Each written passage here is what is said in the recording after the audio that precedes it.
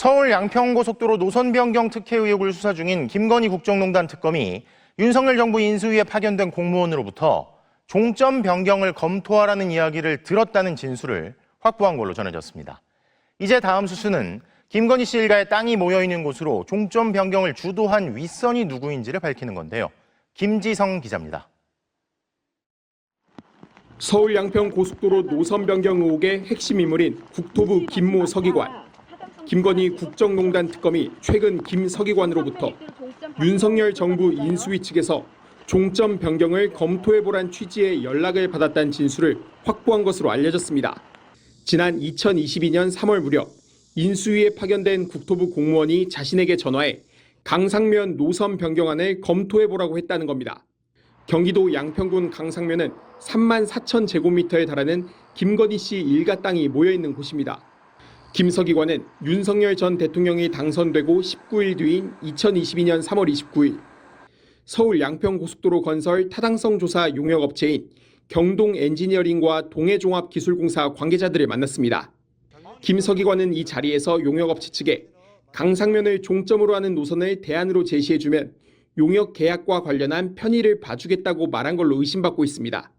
실제로 2주 뒤인 4월 11일 용역업체는 강상면 종점을 대안으로 제시했습니다. 특검은 김 서기관에게 전화한 국토부 관계자를 조만간 불러 조사해 노선 변경을 지시한 윗선을 규명한다는 계획입니다. 통화의 당사자로 의심받고 있는 국토부 공무원은 양평 고속도로 특혜 의혹이 불거진 뒤 비판적인 의견을 낸 전문가들을 접촉해 회유했다는 의혹을 받는 인물입니다. 동해에서 뽑은 사업비에 대해서 도로공사 다시 검증하고 있어요. 근데 그러면 사업비 검증해보시려고요? 그러니까 공식적 말고 비공식적으로. 해당 공무원은 자신은 당시 김 서기관을 알지도 못했고 통화한 적도 없으며 인수위 이 서울 양평 고속도로 노선 변경 관련해서요. 그 특검에서 용역업체 관계자 조사한 바가 있었죠. 그래서 당시에 인수위의 관심 사안이라면서 국토부의 김모 서기관이 강상면 일대를 짚으면서 대안을 검토해보라 했다. 요거 이제 용역업체 진술을 확인한 적이 있었는데 지금 여기서 나온 거는 인수위의 관심 사안이라고 했는데 인수위의 누구가 나온 거예요. 인수위의 파견 공무원. 이 사람은 국토부 소속의 공무원 중 한 명으로 지금 얘기가 되고 있는데, 그러니까 실무자가 처음으로 특정이 된 겁니다. 이렇게 되면 이 실무자의 머리에서 나온 것이겠느냐? 그 윗선이 있지 않겠느냐? 그렇게 되면 이제 국토부 장관, 원희룡 장관 얘기가 당연히 나오고, 여기에 이제 수사가 어떤 식으로 진행이 될 것이냐?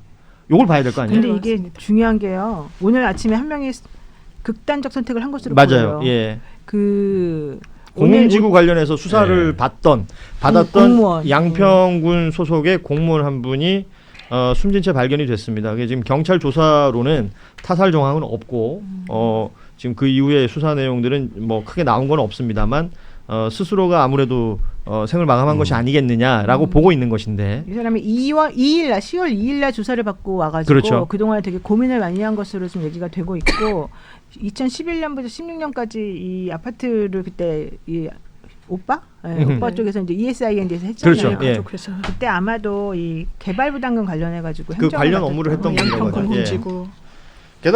개발부담금을 한 푼도 안 냈던 거 아니에요? 네, 왜냐하면 예. 이런 회사는 기본적으로 이익의 한 20%는 내도록 돼 있는데, 그리고 처음에는 부과가 됐는데 그게 영원으로 된 건 사실 있을 수 없는 그렇죠. 일이에요. 거기 양평 군수가 누굽니까? 김성규 의원이었던 거 아니에요. 지금 국민의힘 그 윤석열 씨의 술친구로 알려진 네. 의원입니다.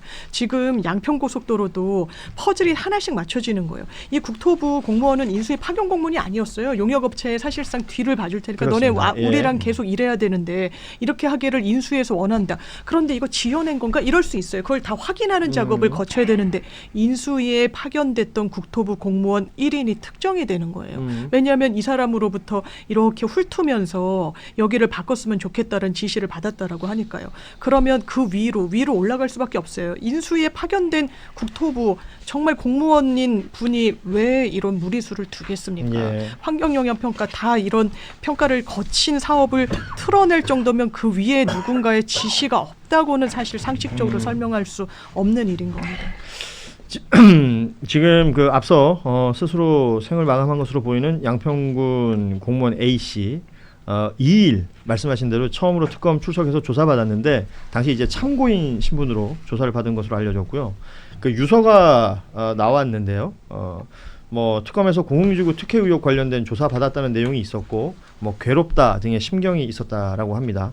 뭐 구체적 공개 내용은 공개가 되지 않았습니다만 이런 내용이 전해지고 있는 상황이라는 것까지 확인을 할 수 있을 것 같고요. 근데 양평지구 관련해서 공무원 한 3분 정도가 예. 재판을 받았어요.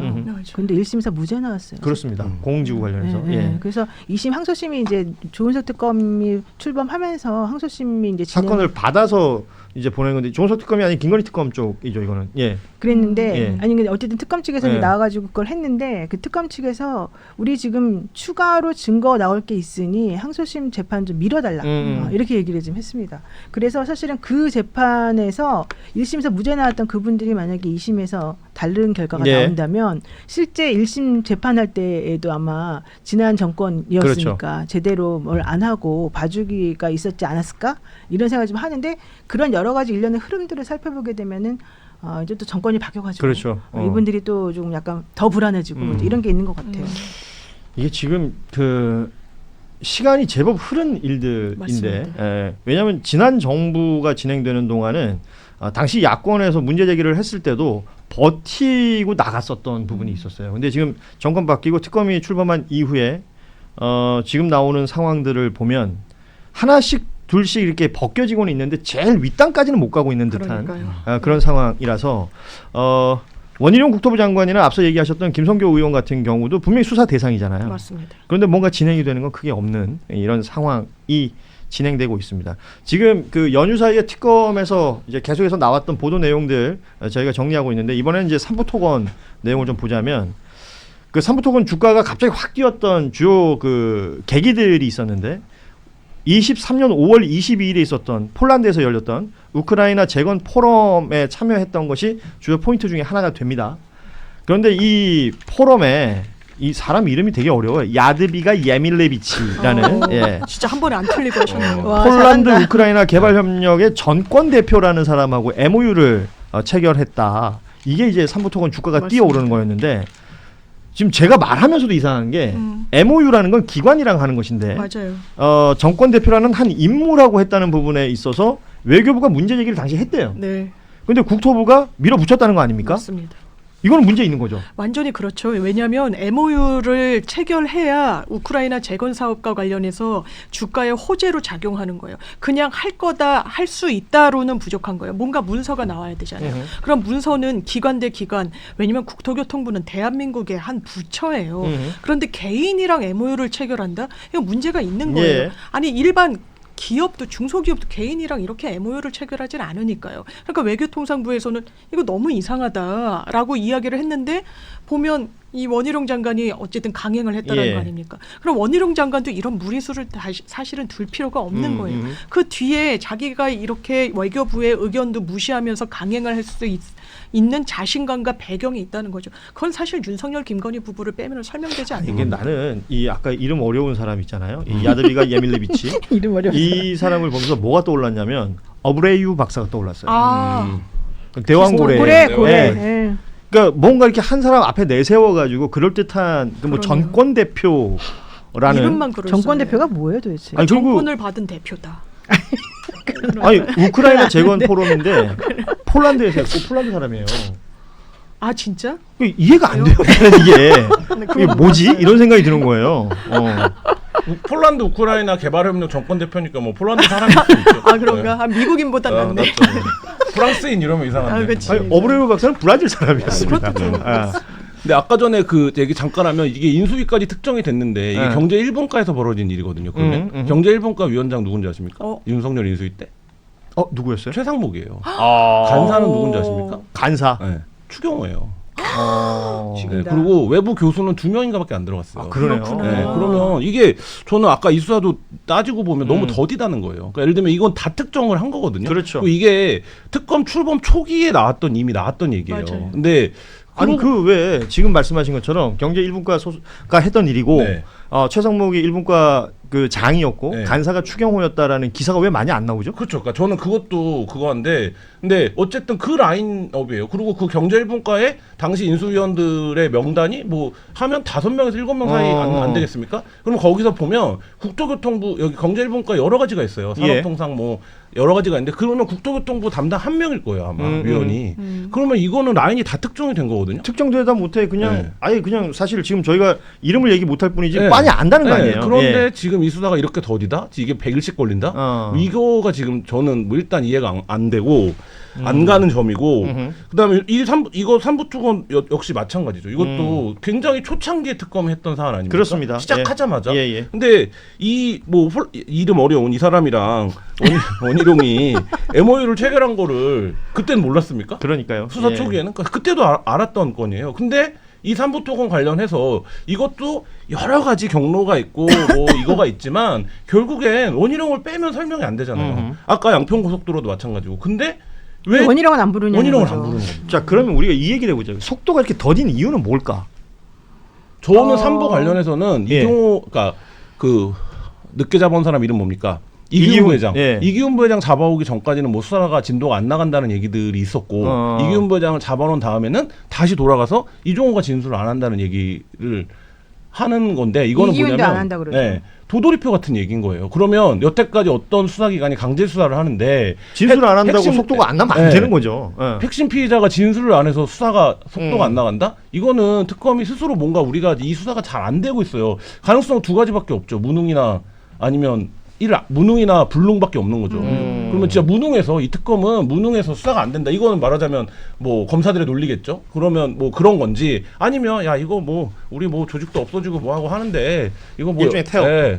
뭐 이렇게 하는 건지 뭐 이거 말고는 지금 나오고 설명이 있는 안 얘기들이 된다. 예. 당연히 수사 초기에도 당연히 다 알았을 내용들인데. 그러니까 왜냐하면 뉴스가 계속 도돌이표처럼 도는 느낌이란 말이에요. 내가 처음에 여기 와서 얘기했을 때 김건희 잡아놓은 것이 이 김건희 특검에서 가장 잘한 가장 내세울 만한 일로 아마 그냥 한숨 놓을 것이다 이런 얘기를 한번 내가 여기서 했는지 딴 데서 이제 한 적이 있었거든요. 그리고 난 다음에 한 얘기가 실제 여기서 한 걸로 합시다.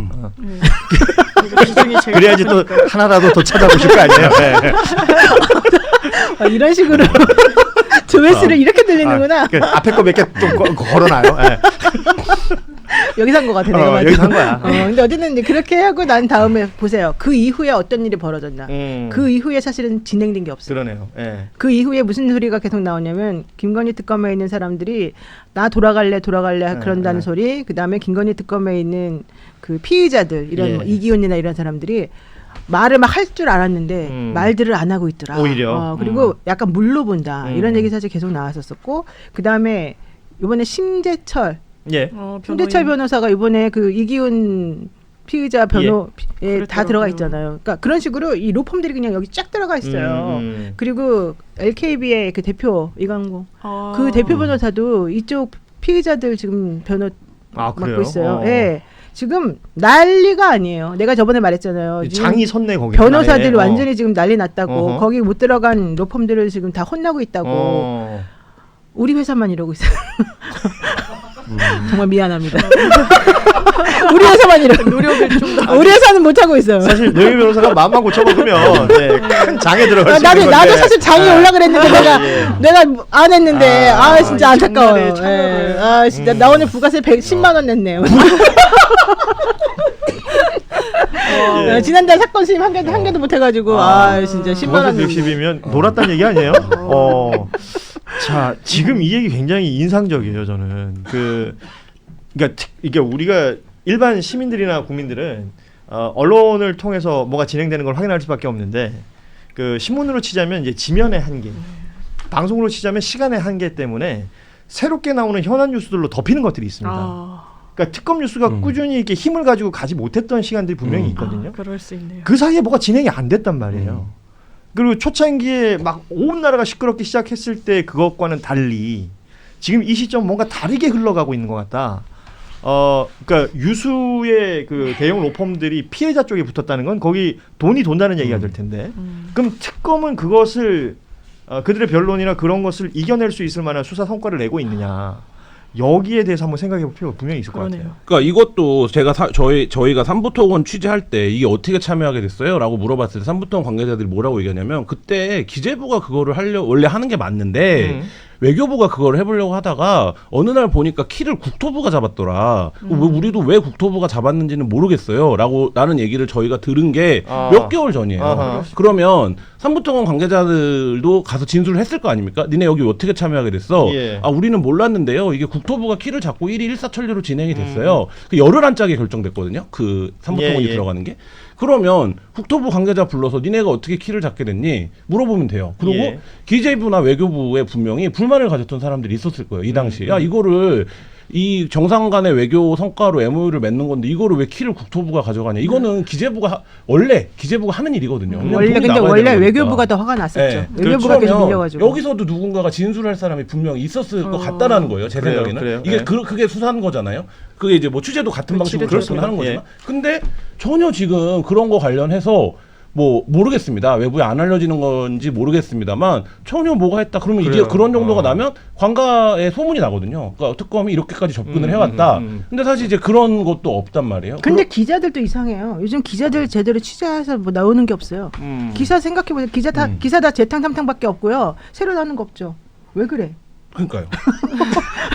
본인을 질투하시는 본인도 좀 것 같아요. 아니 여기도 김 기자님은. 일을 알고 있을 거예요 지금 왜 그런지 알잖아 우리가. 김한 기자 왜 그렇습니까? 우리 김한 기자의 캐릭터는 좀 다르다라는 게 앞서 그 경제 1분과장 얘기하는 것들일 것 같아요. 제가 김한 기자한테 다시 되물어봤잖아요. 그 기사는 왜 안 나옵니까? 그러니까 김한 기자는 취재를 해서 자기 알고도 안 쓰잖아요. 봐봐. 알고 있는 내용인 것인데 제가 알고 있는 게 아니라 네이버에 검색만 해도 나오는 건데. 그러니까 검색할 줄도 몰랐어요. 그러니까 접근이에요. 그러니까 접근인데 그렇죠. 지금 이제 말하자면 특검에 다 매달려 있어요. 그래서 특검에서 주는 내용이 기사화가 되는 거예요. 이거에 대한 출입처에서의 속보 경쟁들이 그렇습니다. 있어요. 예. 근데 그렇다라고 하면 특검이 주요하게 릴리스를 해줘야 되는 건 다 하고 있다라고 봐야 돼요. 왜냐하면 각각의 매체들이 각각의 다른 경로와 전문성을 갖고 특검에 매달려 있거든요. 근데 보면 저는 그거를 말하는 게 아니라 이 특검에 그러면 접근을 말하고 있는 그러니까 을 말하고 있는 거예요. 그러면 특검은 과연 그런 식으로의 의지를 갖고 다 이제 말하자면 담당자들을 불러서 이거를